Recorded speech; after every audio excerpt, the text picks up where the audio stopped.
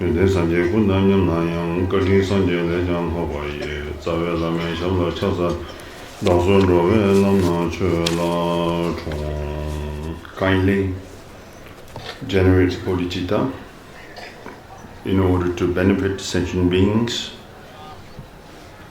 through applying Buddha Dharma with the steady contemplation and meditation. So with these methods and paths, then only you can bring sentient beings to the state of omniscience. Therefore, the preliminary practice or your motivation, your intention with the good attitude is as important as your actual practice, because your actual practice is very much based on the preliminary practices. If the bodhicitta is a leg, or compassion is a leg, or good motivation is a leg, then your actual practice will lead you to nowhere. So therefore, the motivation is very important for the purpose of benefiting sentient beings. Now, we are continuing the teaching of the words of the good teacher. And we are still discussing the preliminary practice. And I remember we are still discussing about the how precious a human life is, and with this, and how to make meaningful our life. Here it says that the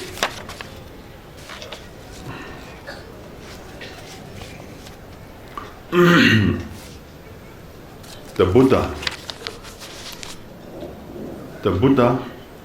Shantideva says that Buddha declared that like a turtle that perchance can place its head within a yoke, adrift upon a shoreless sea, this human birth is difficult to find. Such difficult to be found, this precious human life, and we have to appreciate it.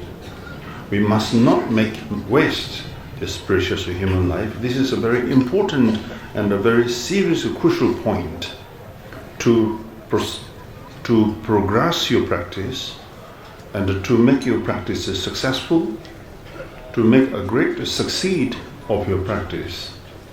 That's why great masters in the past, they persistently or repeatedly convince us to make a good motivation, to make a meaningful this precious human life. Because simply you are keep doing practice doesn't mean that you are doing Dhamma at all. So examining your motivation, examining your intention is rather more important than your actual practice. In the sense of actual practice, what I mean here is like the actual meditation and the actual keep listening Dhamma talk, and as well as you participate in the Dhamma teachings. These are we consider as an actual practice, but it's the opposite, which we are very careless with our intention, but we are too excited with the actual practice. That is totally opposite. So what we have to do is we have to switch that our intention, our motivation to appreciate our precious human life is rather more important than your actual practice with the meditation, review, etc. So difficult of obtaining human birth is already obtained or is also compared to that of getting a dry piece thrown at a smooth wall. To stick to it is impossible, right? It's very difficult. Or to that of balancing the pile of a piece onto the tip of an upright needle. You throw on it, which is hard enough with even one single pea on it. So it is important to know these comparisons, which are from the Nirvana, the Sutra, and the similar ones in the texts. So we have to appreciate our precious human life. And here it says that, with all this perspective in mind, we should be filled with the joy that we really have all the freedoms and advantages complete. It's a complete, not a half or quarter. It's a complete. Our human life can be called a precious human life. Why precious? Like a precious stone, gem. Why precious? Because it's very difficult to be found. And once you have found it, and it's so precious, because it benefits a lot. Likewise, this precious human life, if you consider as a precious, then it says you call a precious human life only when it is complete with all aspects of the freedoms and advantages. And from then onwards, it truly become precious. But if you make a waste to your life, then it's not precious at all. With this precious life, if you don't practice, if you don't generate compassion, if you don't generate loving kindness, if you don't consider for others' well-being, you consider only your own well-being, and you are very much selfish, and you don't assist others at all. So then your precious your human life is just a simple human life, not precious at all. As long as any of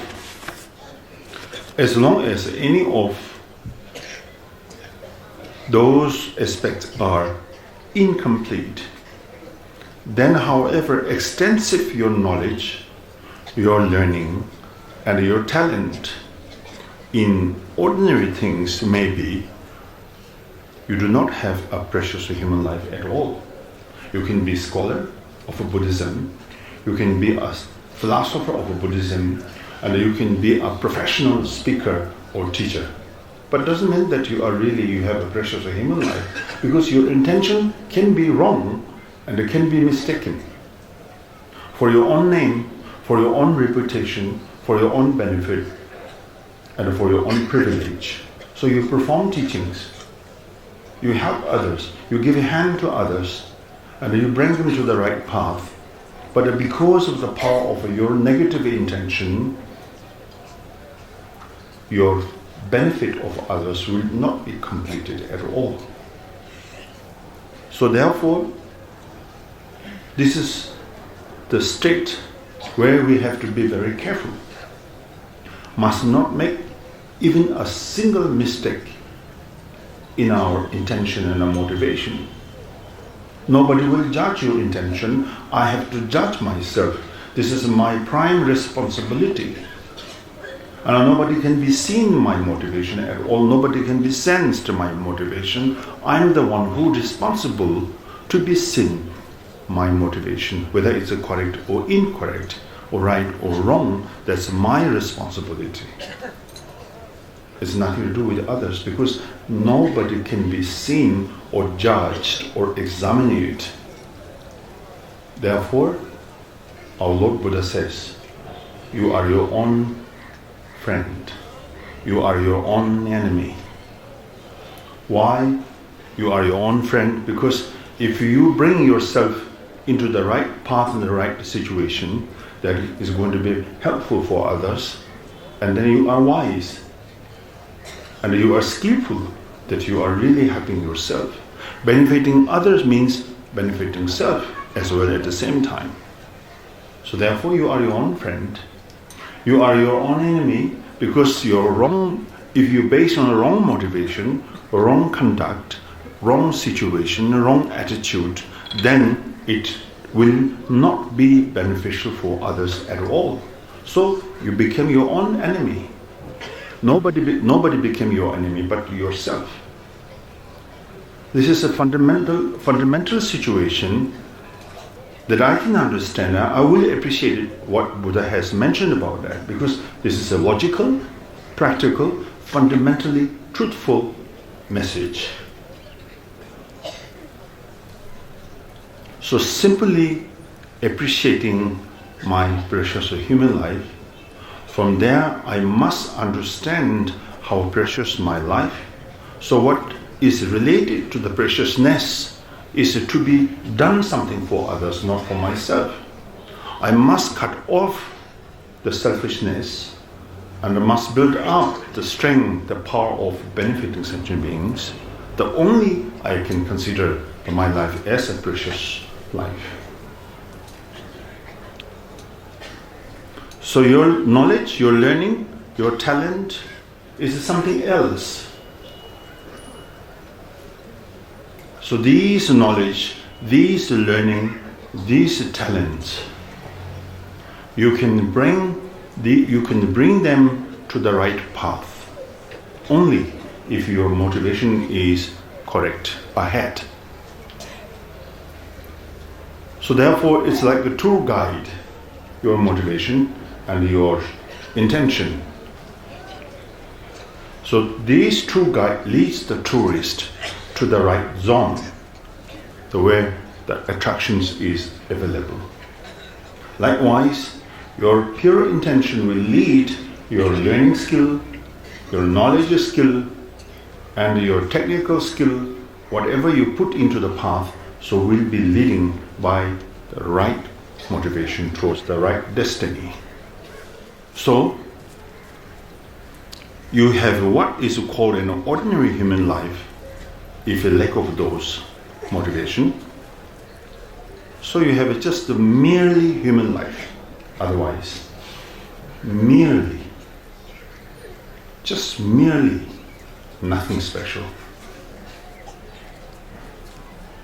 If you have a name, Buddhist philosopher, Buddhist master, Buddhist teacher, great master, bodhisattva, whatever you call, just merely name. It won't be appreciated, it won't be helpful for you. So it's nothing to do with your name and the topic or your title. It's something to do with your own practice, which Buddhas and Bodhisattvas can be seen and they can be proved and they can give you approval saying that all you are doing quietly. Then is appreciation. Appreciation is given by the Bodhisattvas and the Buddhas. Then you pray to Buddhas, Bodhisattvas, you get a protection under their blessing. And you pray to Yidams, you pray to protectors, they will give you guard, they will give you protection. Because everything is something to do with your own motivation. Pure motivation, genuine motivation. So I said it repeatedly because it's important.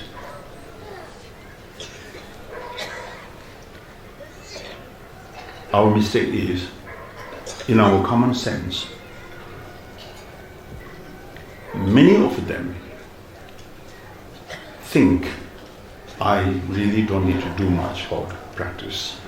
If I rely on a spiritual master who has a power of knowledge, who has a power over that, something like transfer their power into you, then they will do to me, so I don't need to do anything. So that is the fundamental mistake. They can't do anything. Even Buddha himself said it clearly, I have shown you the right path. I have shown you the path unmistakably. I have shown you the path clearly. And I have said everything clearly, and I have said everything loudly. And I'm sure that you have known, and I'm sure that you have a knowledge of what's right and wrong, that I have shown you the path. And I'm sure that you have picked up my words unmistakably and correctly. So there is no chance to be mishandled with the teachings. But the only problem is our carelessness, our laziness. With these needless afflictions, we misuse the Dhamma. Misusing Dhamma, therefore, you lost the fundamental rights and the fundamental quality. So you have made a big wastage of quality. Therefore, Tibetan master says, if you don't appreciate your precious human life, and if you don't make meaningful your life, then it says that's merely human life, or helpless human life, or meaningless human life, or human life returning empty-handed. You take a long journey to somewhere. His example is like where the country or region has a full of like a precious gems, and you wish to bring some gems from that place into this place, and you took long journey and a difficult journey, hard journey. Journey was not simple at all, but you take a risk, and you took the purposely this difficult journey to that place where the place is full of the precious gem, gold, diamond, whatsoever. But when you return with an empty-handed, what does it mean? Which means your journey was wasted, isn't it? Your money wasted, your time wasted, and you have wasted your energy, and you have wasted your journey. You came back with the empty-handed. You bring nothing. You bring nothing. Even a small or tiny of gem. You have not brought back to your own country. Similar to this. So it says that human life returning empty-handed. You have obtained such a precious human life, but you didn't do anything. And you didn't do anything, and you have done nothing. You have done nothing for yourself. You have done nothing for others at all. What you have done is mistakes, faults, the terrible mistakes. Your precious human life is being wasted. And you feel regret.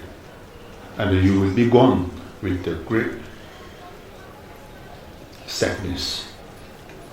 So that's why it's called the returning empty-handed. So it is like failing to use a wish-fulfilling gem despite holding it in your hands, or returning empty-handed from a land full of precious gold or precious gem. Therefore, these freedoms and advantages don't come by chance or coincidence. It's not come by chance or coincidence. They are the result of an accumulation of a merit and a wisdom built up over many kalpas. Kalpas, or English you can call many eons, right? Many eons and many kalpas.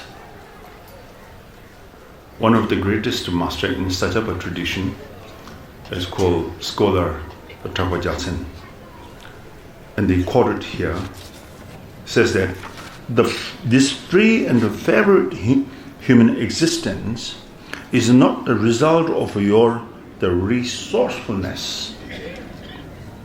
It comes from the merit you have accumulated.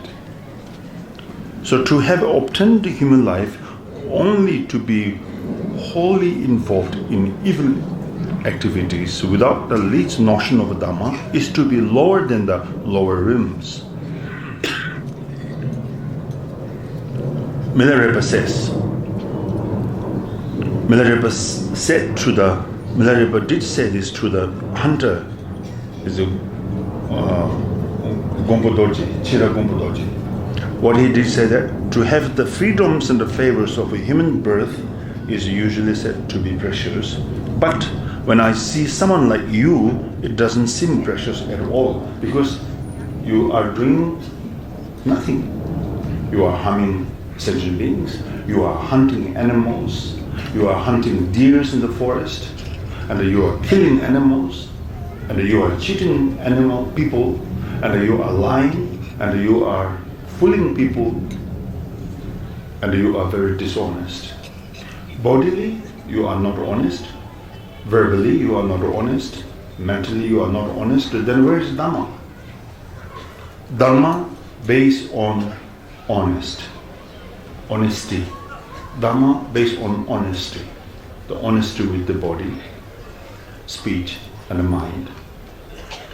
The bodhicitta, compassion, loving kindness are all based on honesty, truthfulness. So none of us honest, 70% I think, 30% maybe, but 70% we are not really honest. Not only honest with others, but I'm not honest to myself, right? So when you are not honest with others, which means you are not honest to yourself. I'm fooling people means I'm fooling myself. And I'm denying for others, and I'm denying myself. So all my attitude based on untruthfulness. So I'm baseless man, I'm a useless man, I'm a meaningless man, or woman, whatever. So speaking about the gender, so both. I'm not pressed a woman only, but man also and a woman also. Anybody can make a mistake. So therefore, we all need to be appreciated with our precious human life. And from there, what I have to think, or we have to think is, I must give up my negative or bad attitude. I have to open my heart and my mind to all, to accept the situation, right or wrong. It is something related to the situation, but overall, basically, I have to be a very honest man or woman. I have to be honest with myself. I have to be honest with others. Dharma practice means that I have to be very truthful man and woman. So then only you will make your precious human life, your life as a precious. And your life is preciousness.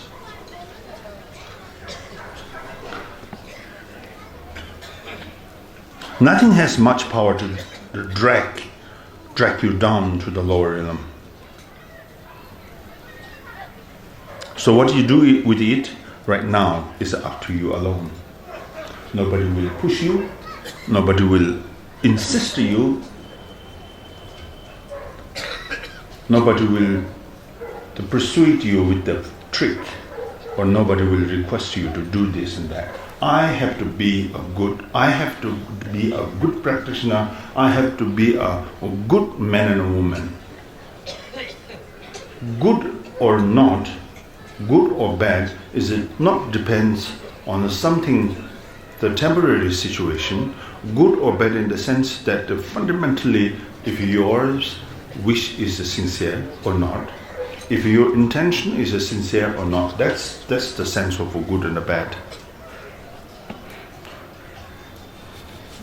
Used well, this body is our raft to freedom. Used badly, this body anchors us to samsara. So this body does the binding of both good and evil. It says.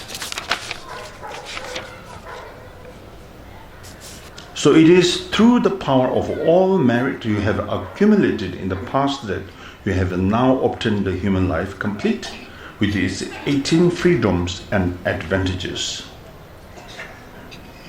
So must not neglect or ignore essential things, which is the 18 freedom and the advantages. To neglect the one essential thing, the supreme Dharma,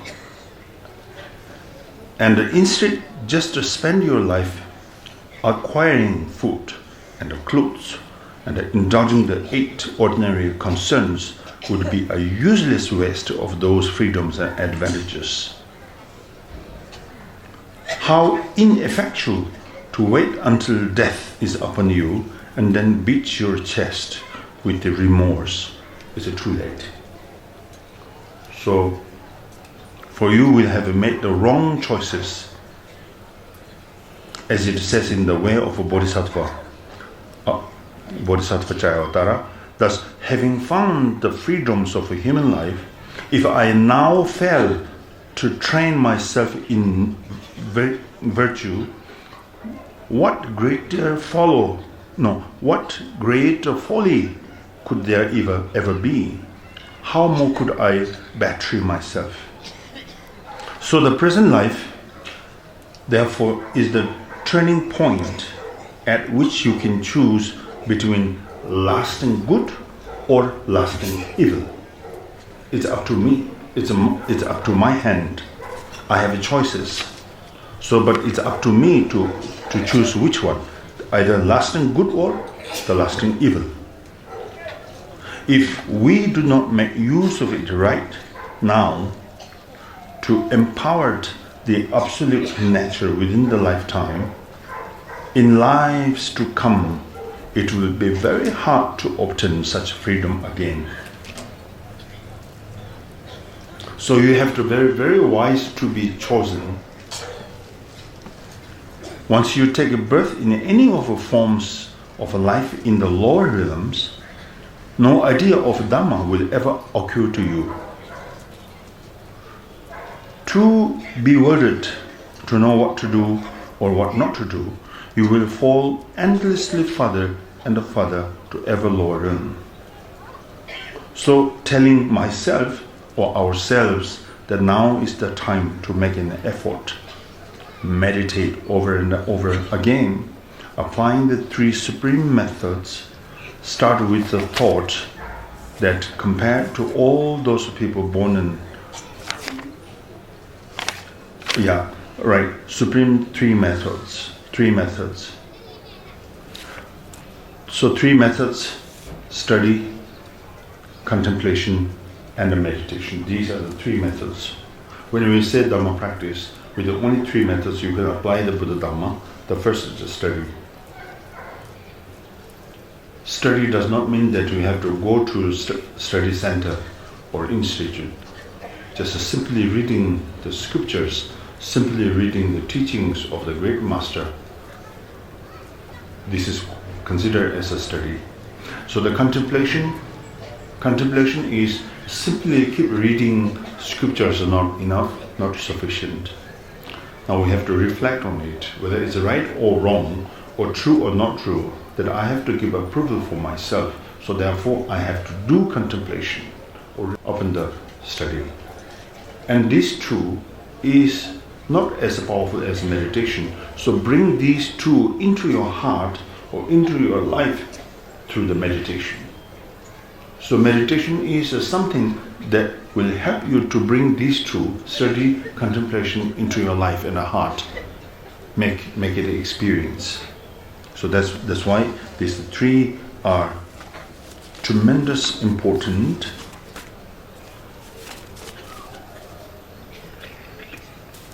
And now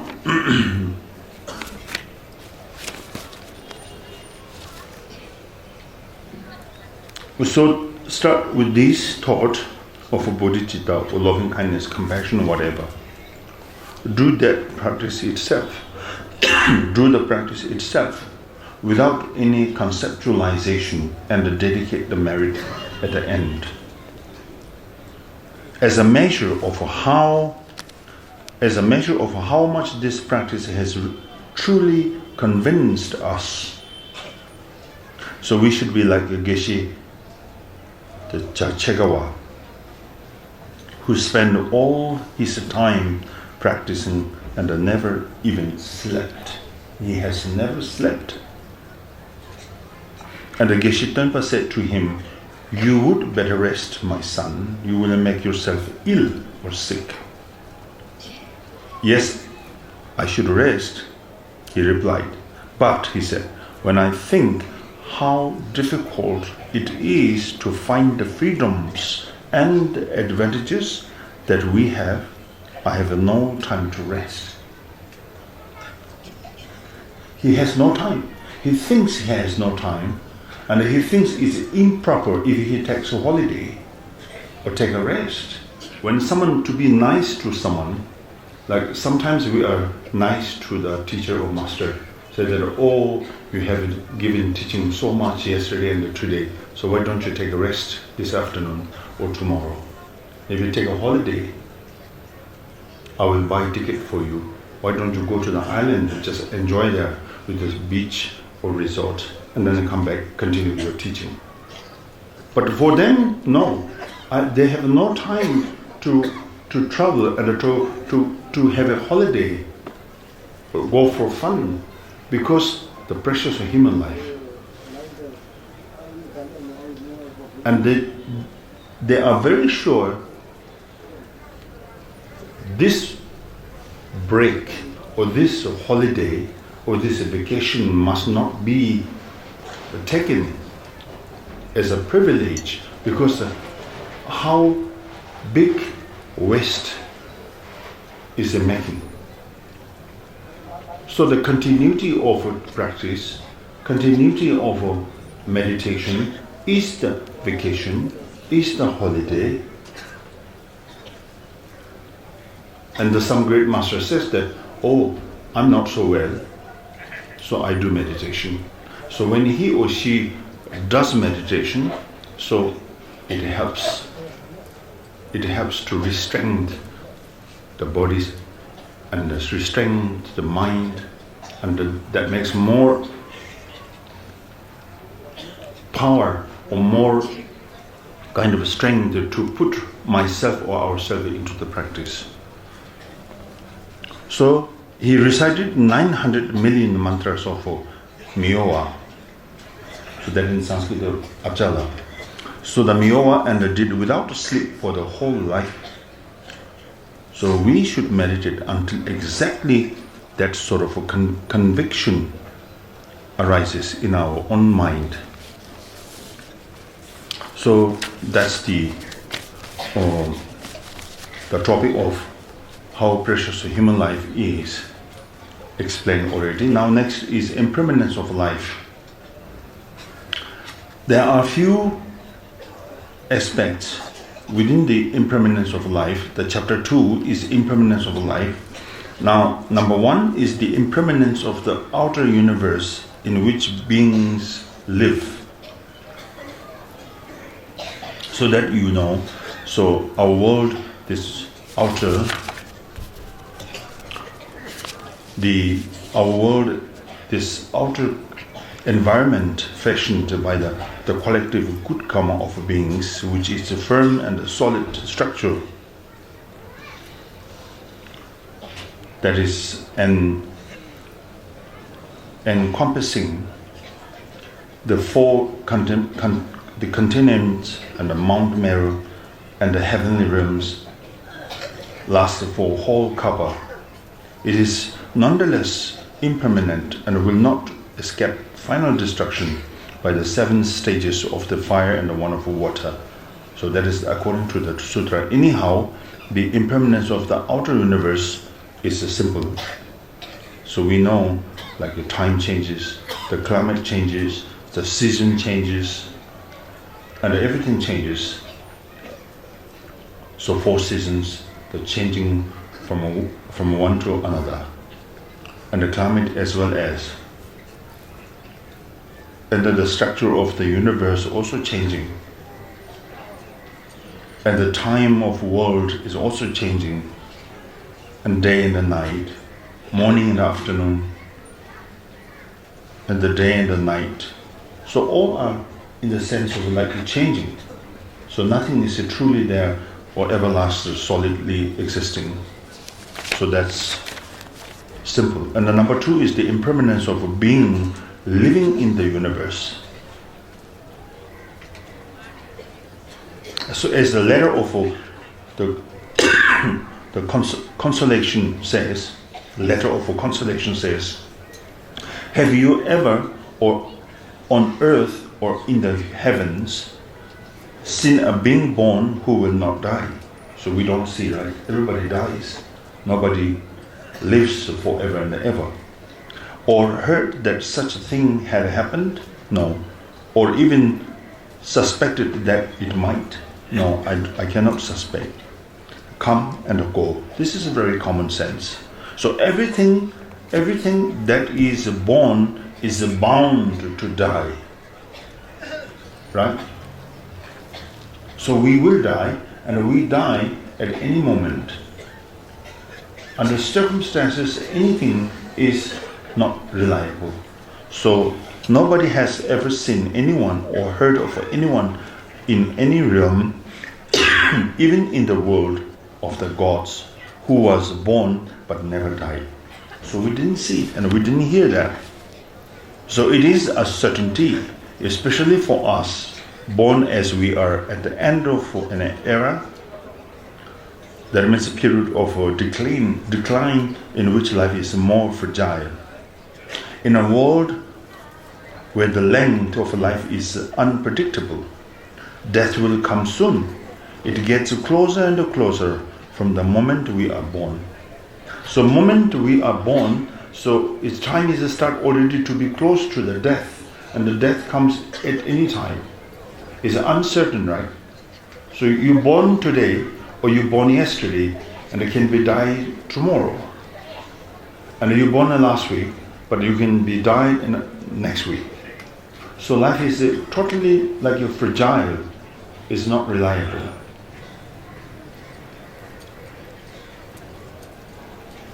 But we do sometimes the puja for long life.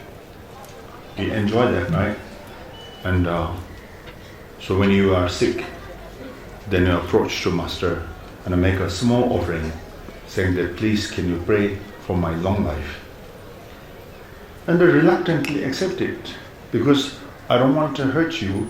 So I say that, okay, maybe I can help you to prolong your life. But who knows, you died next day. The same time puja started for your long life and you died. Can be, possibly. It's not fun at all, but this is a reality. So it shows us nothing is permanent. Nothing is reliable, because we all depend on the circumstances. And during those good old days with the great masters, never performed such a called long life prayer or long life puja. It's just, I think to me it's a little bit like entertaining you, saying that I will do prayer for your good life. Okay, can be, but I don't know, long life. So to be long life, I have found in the teachings that because many other factors should be combined or associated. Good luck, good blessing, the power of the your Buddha nature, and the power of the blessings of the dakas and the dakhinas. But then, at the same time, what I concern is to receive this protection, to be guard your life, not let you die, because I'm doing prayer for long life, which means I have to request the Buddhas, the Bodhisattvas, and the Dakas, the Dakhinis, and the Dhamma protectors. So please kindly protect this individual and give blessing for his or her long life. But does he hear my words? So that is also another considerable, because the connection between me and the Dhamma protector is another consideration. So I have to be loyal to him or Dhamma protector, and then the person who asks me to give him or her blessing for long life, there's another considerable for the connection between him or her and me. So this is a complicated association. So that is not simple. But we take as a simple, very light. So you just make a small token with the scarf, say that please, I'm not well, I don't want to die, so please don't let me die, and give me power that I can live a long time, as long as I like, or as much as I like to stay. That also happened a long time back, but then there is a special circumstance, a special power, and a special, the facility to become that wish true, to become that prayer true. But in general, like Sudrayana or Vajrayana, whatsoever, they don't comment or recommend you to this. Especially like this kind of a teaching, they always tell you, don't keep hope and expectation. If circumstances come to you for the death, and then you will die, but let it be and let die. Why you are holding such high expectation to prolong your life? Because your life is just for benefiting sentient beings and to make the good deeds and to make a prayer for well-being of others. But then, why do you need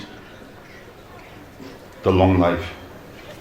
So if you keep that expectation for long life, so in Kadamba teaching said this is called the obstacle. Because the expectation is obstacle, the hope is obstacle, that you wish to live long life is also obstacle. In Kadamba teachings, they always comment you to take everything as it is. Short life, long life, it doesn't matter. Even in a short period of time, if you are wise or if you are capable, that you can make a tremendous benefit. So why do you need long life? So in that kind of instruction in the Kadamba's teaching is very precious, because it helps you to cut your clinging to your life. It cuts your grasp of your life, or fixation to your life. Because this fixation, the mental fixation, is an obstacle. We have so many fixation on the practice. We have a fixation on the guru. We have a fixation on teacher. We have a fixation on the practice. We have a fixation on the retreats. We have a fixation on the study and merit. So everything has something to do with your fixation. But in the teaching, fixation is an obstacle. We should avoid this fixation. So unless you avoid or get rid of this negative fixation, then one that cannot get through all the difficulties and afflictions. So everything is a fixation. If someone said that, oh, let me live long, then I can benefit sentient beings. If I die, nobody will help. That's not true. So even you live for 1 day or 2 days, that's more than enough. Because in 2 days you can make a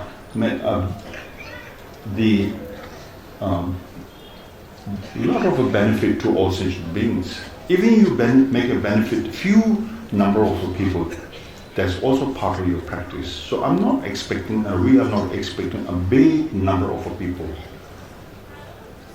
2 or 3, 7 to 10 people, 10 to 20 people, that's more than enough.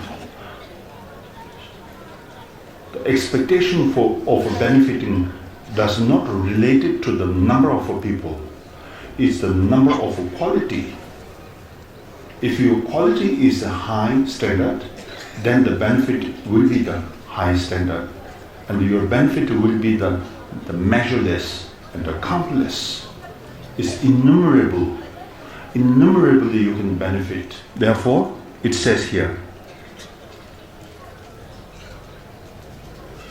do you know for sure when you will die, or where? Will you die in this temple, or you will die outside of this temple? So nobody will know.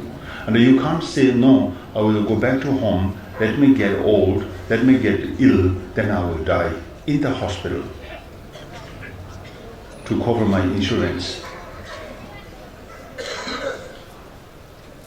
You can't do that because you can die anywhere, here in the temple or outside of the temple. You can die tonight, you will be dying tomorrow.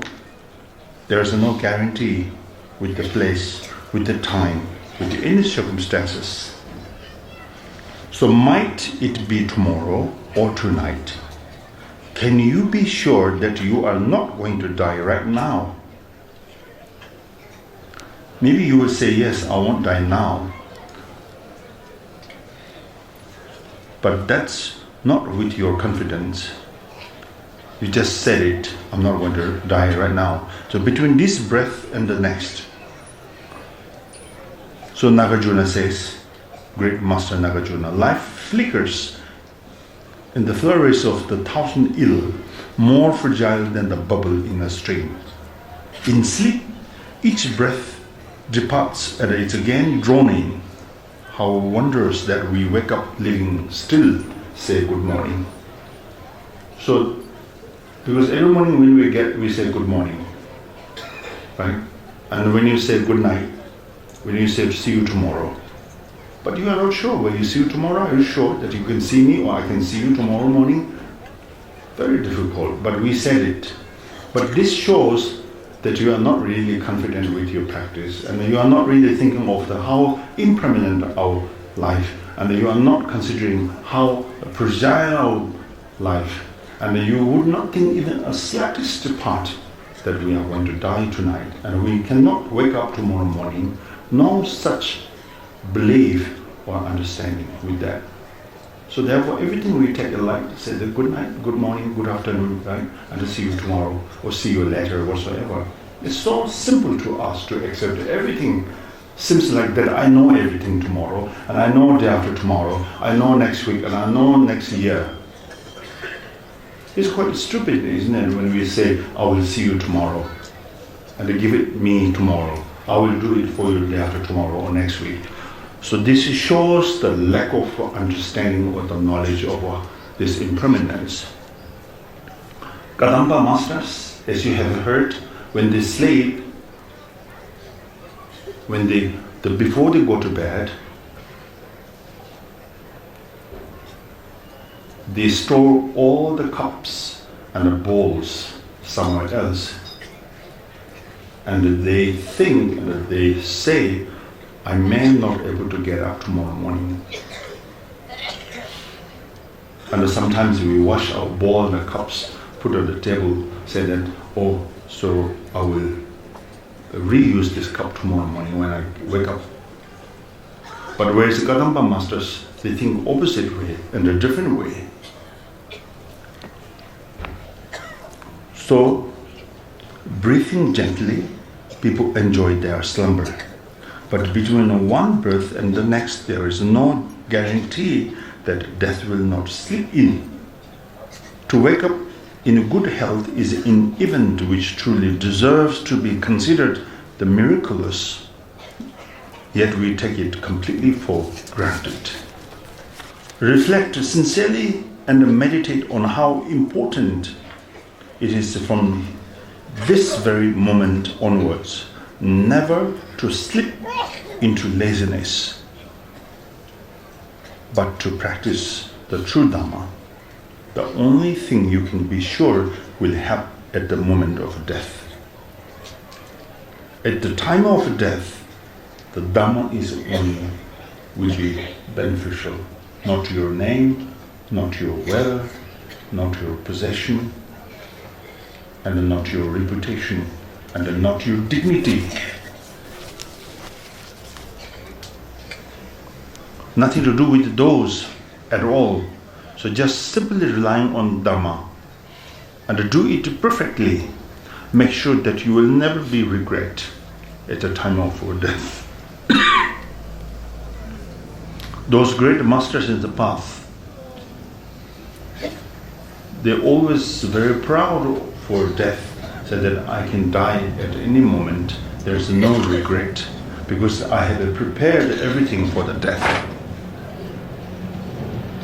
And the death cannot be fought off by any warrior, or ordered away by the powerful, or paid off by the rich. So death leaves nowhere to run to, no place to hide, no refuge, no defender or guide. Death resists any recourse to skill or compassion. Once our life has run out, even if the medicine Buddha himself were to appear in person, he would be unable to delay our death. And then the next, number 3, it says the impermanence of the holy beings.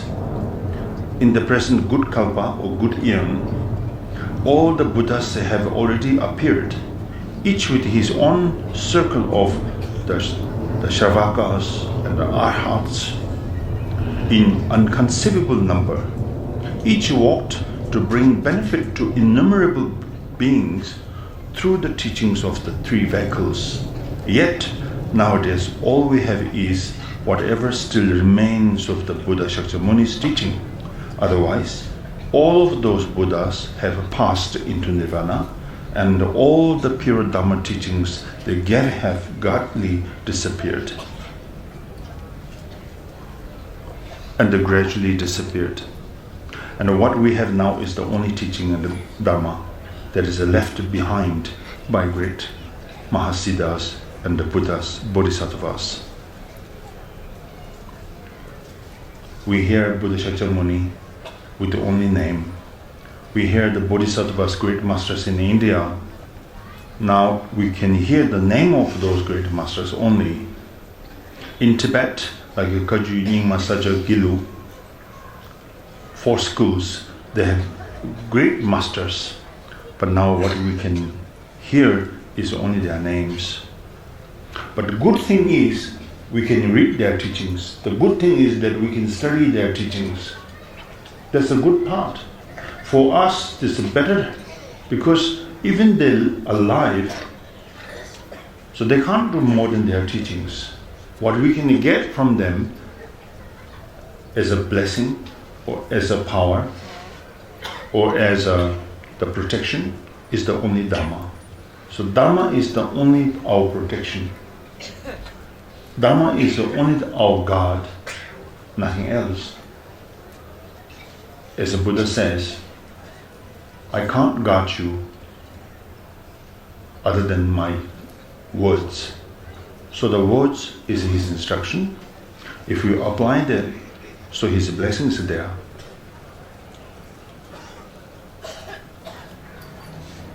So impermanence of holy beings. In my single life, I have met up great masters in Nyingma, Sacha, and Kagyu, but all are gone now. And I can remember the voice, and I can remember the way of teaching. I can remember their style of teaching, but I can't see them in person now any longer because they are all gone. So this shows the impermanence of even the holy beings. So what we understood from this, so my life is very precious, but it is impermanent. So from now I have to be very diligent with my practice. I must not delay my time. I must not delay my practice. I must not say I will practice next week or next month. I must practice from right now. I must practice, or I must meditate right now. And sometimes when we make a time, there is also another obstacle. Say that I will practice for 3 months, I will do retreat for 6 months, I will do retreat 7 months. So you do practice with that commitment, but it's not practical, Kadamba's teaching.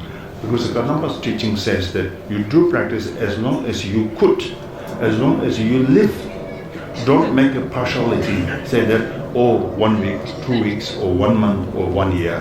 So this is an obstacle. As long as you are capable, we should practice. As long as I manage to do practice, I should do. Why I have to concern about the time and the day and the year? Forget about the time, forget about the year.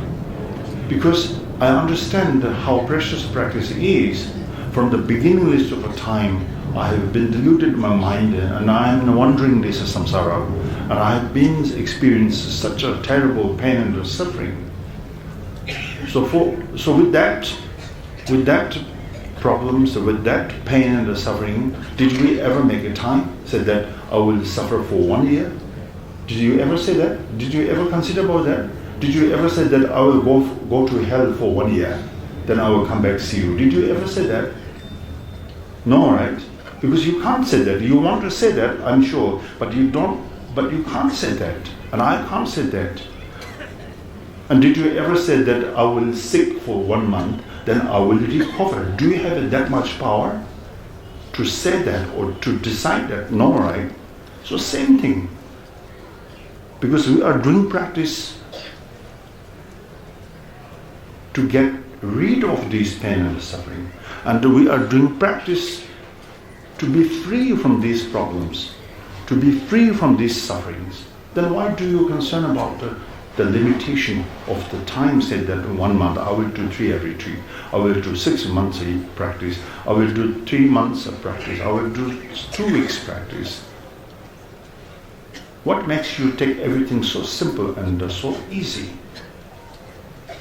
So the Kadamba teaching, it clearly explains, don't limit your practice.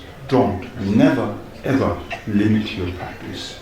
Do as long as you can. Do as long as you afford. Your practice should not go along with your mood. Your practice should not go along with your convenience. And your practice should not go along with the situation, the circumstance. Do it right now. And to make it complete, and to make it to finish, make sure that I can enlighten in this single life. So that sort of like a confirm and a firm or confident or determination should be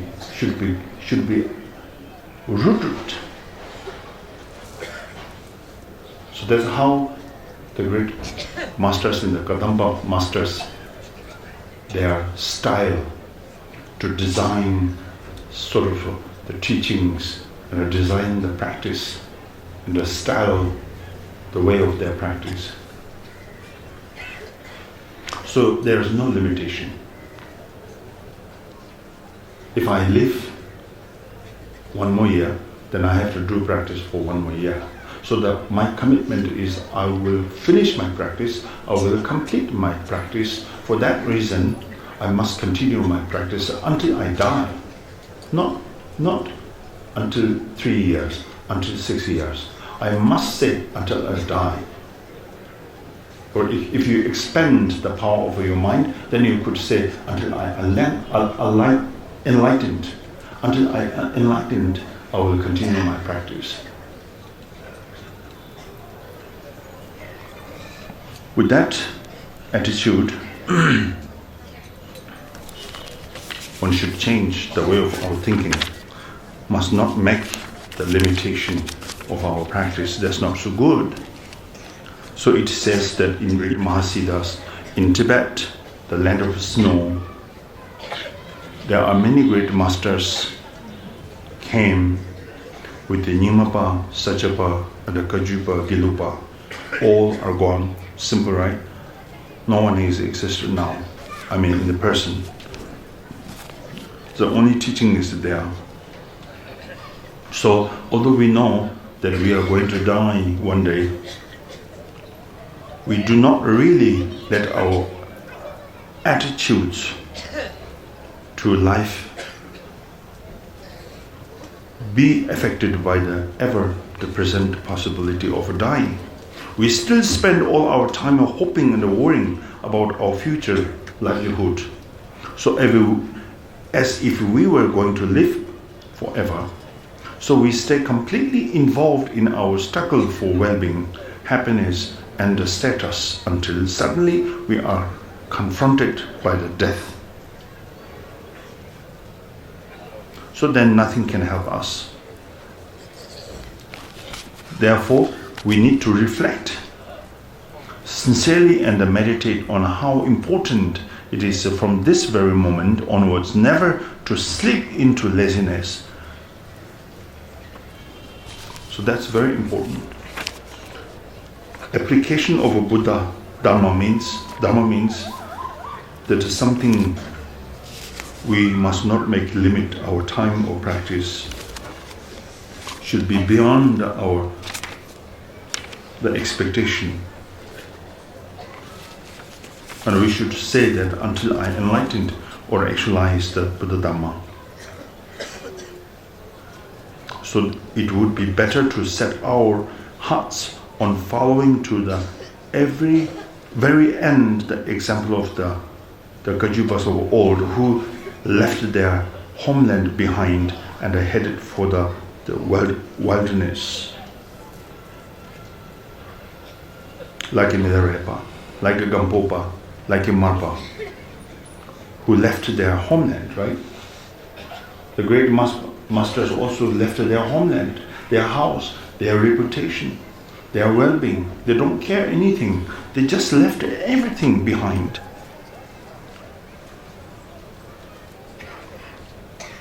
And head for the wilderness.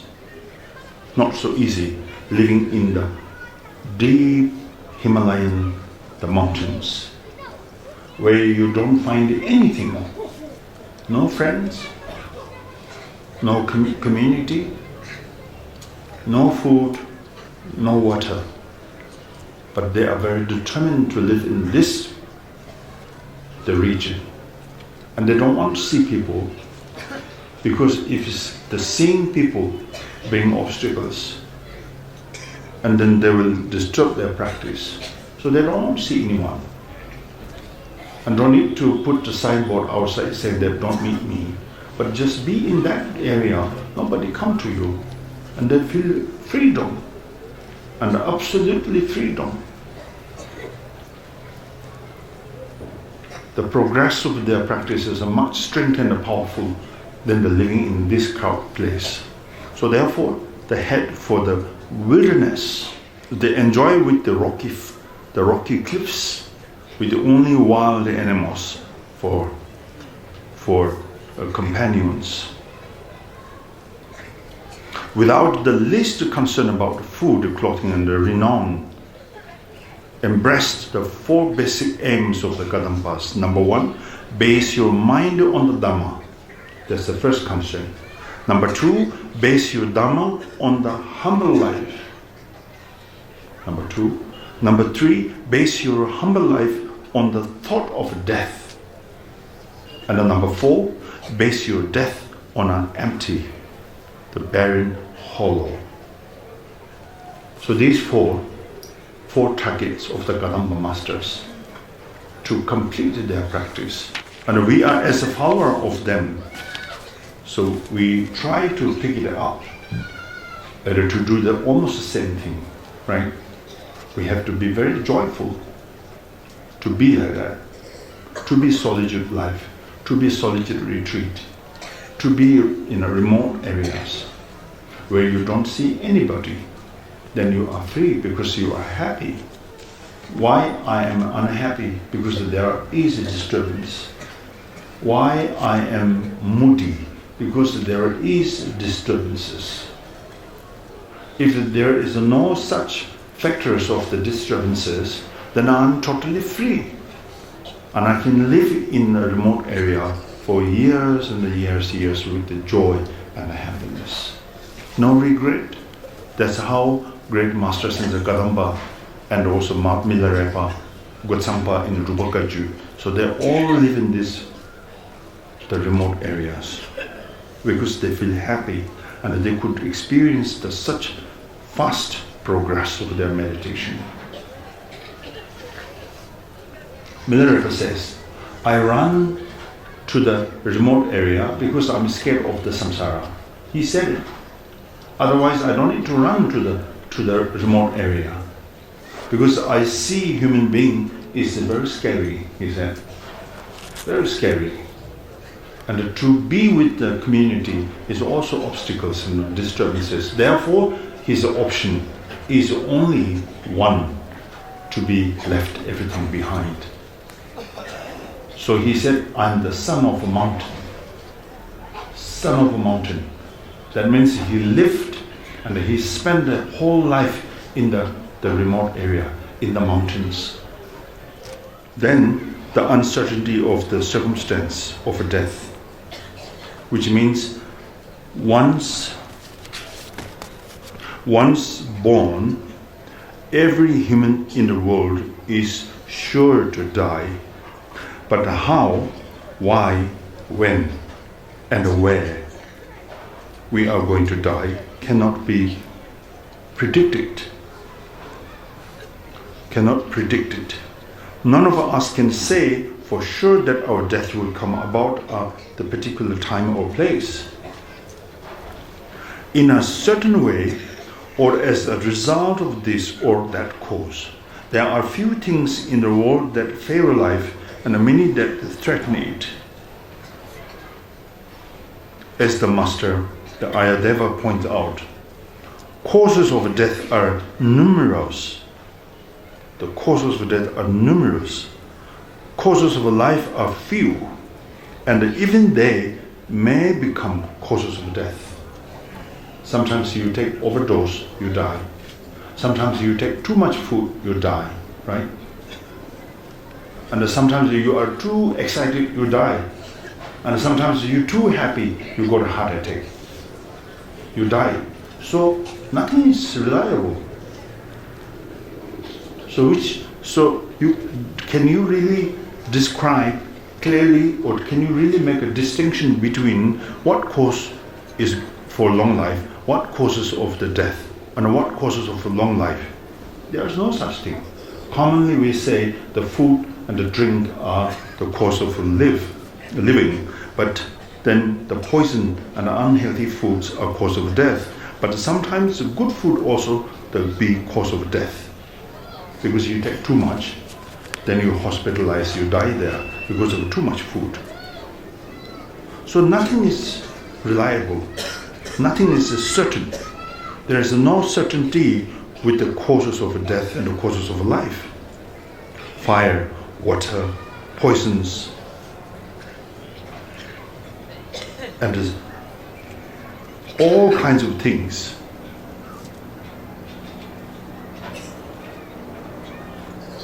So mortal, the manner of the mortal dangers abound, but only very few things can prolong life.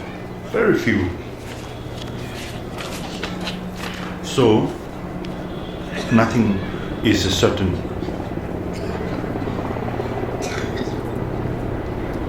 And then next is intense awareness of impermanence. Meditate single-mindedly on death all the time and in every circumstances. And while standing up, sitting or lying down, tell yourself, this is my last act in this world. And meditate on it with utter conviction. On your way to wherever you might be going, say to yourself, maybe I will die there.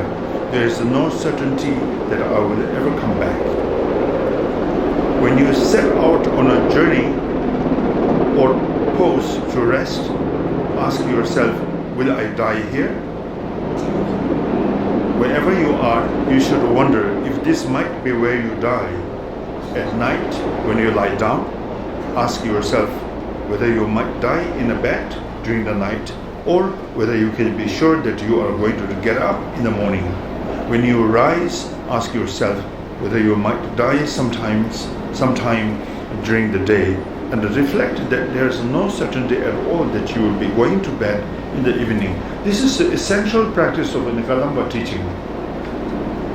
So most great masters in the Kadamba, they carry the name, so-called like a great master who thinks no time. Some great master's name is no time, so which means he practices no time. So he always think that, oh, I have no time to rest. I have no time to sleep. I have no time to enjoy with my food. I have no time to take a long journey.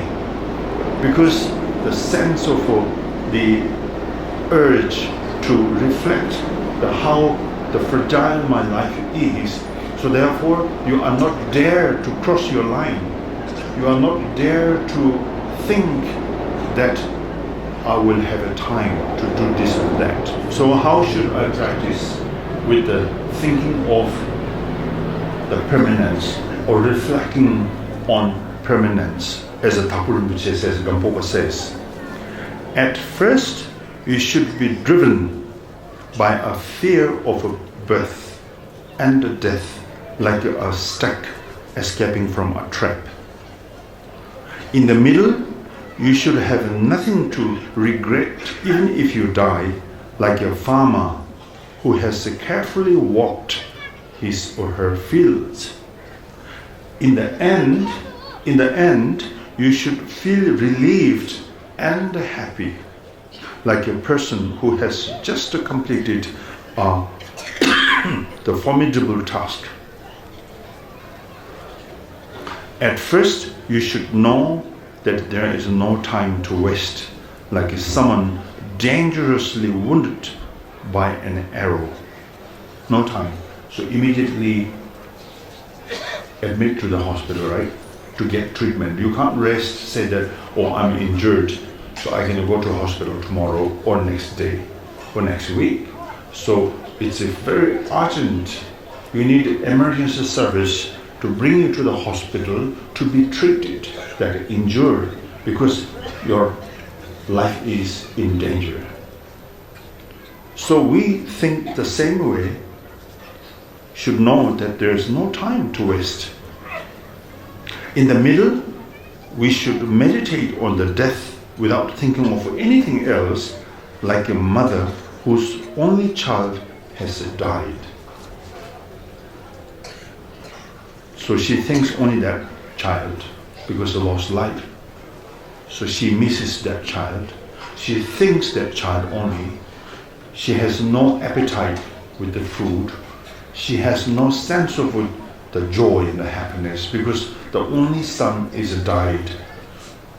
So she regards this, the child who died, is like her mind and her life. So when child dies and her life dies, she has nothing, any fun in her life. So similar, we have to have like that kind of a sense. In the end, you should know, or we should know, that there is nothing left to do. Like a shepherd whose flocks have been driven off by his enemies. So meditate single-mindedly on death and impermanence until you reach that stage. Buddha says, or Lord Buddha said, to meditate persistently on impermanence is to make an offering to all Buddha. To meditate persistently on impermanence is to be rescued from suffering by all the Buddhas. To meditate persistently on impermanence is to be guided by all the Buddhas. To meditate persistently on impermanence is to be blessed by all the Buddhas. Of all footprints, like elephants are outstanding, just so, of all subjects of meditation for our followers of the Buddhas, the idea of impermanence is unsuppressed. So remember that, how important the practice of impermanence. What we experience with this, because then we will give up, we can give up our laziness. Our biggest problem is laziness. Laziness with the good sleep, the laziness with the good weather, the laziness of anything. Sometimes we are very lazy, even you are not sick, but you just want to be lazy, so therefore you say, I'm not well today, physically. And you do sessions in the morning and afternoon, so out of laziness, and you would you would cut your one session and you do only 2 sessions. Because usually you do maybe 3 sessions, you cut 1. It's because of laziness. If you have experienced how important the understanding or the knowledge of impermanence, you would not do that. And you would be happy. And in fact, you will strengthen, or you will make more number of retreat, more sessions. You will do 4 sessions in the morning, you will do 4 sessions in the afternoon, instead of cutting 4 sessions. And after 3 months, you would say, I have enough the retreat. And this is the time to come out of my retreat. Then you tell people, I did retreat for 3 months. Don't you think this is long enough? And you are looking for good words from them. Say, oh, you are a great practitioner. You did 3 months retreat. Amazing. I did only 3 days. So you are superior than me. Right? So you are happy. So you now, ego is very happy. And your ego is dancing and singing. Right? This is obvious anyway. Not only yours, but we also. Right? So when you come out from the retreat, you did maybe 1 year, come out with the full of ego. Say that, oh, I'm the greatest practitioner. Who will do 1 year retreat? Nobody. I'm the only one. Don't you think so? So what did you do during this retreat? You make polish your ego, right? And your ego is becoming more dignifying. Your ego is dignifying. Instead of your practice is dignifying. So deteriorate your quality. All this complication situation you've done during the retreat. So therefore, Buddha has given us the steps how to proceed to the right practice. So must not make mistake in every single practice you do that. Your meditation is important, your retreat is also important, your long-term meditation is important, but don't forget what is the most important is the fundamental attitude. To appreciate your precious human life, to appreciate the human life, and to appreciate benefiting sentient beings, to appreciate how impermanent our life is. So thinking that I have no time to rest is the most precious way of thinking of Dhamma. To me, yes, I have no time to rest. I have no time to take a vacation. I have no time to take a break in my practice. I should have pursued myself. I should push myself into the practice as much as I can. Like the person who is thirsty cannot rest the mind at all. His thinking is water only. And when you are hungry, your sense is only with the food, nothing else. Likewise, the Dhamma is the only. And the Dhamma is our life. Dhamma is our intention. And the Dhamma is the only our sense. If you become like that sort of like a characteristic, then you are only become the genuine practitioner.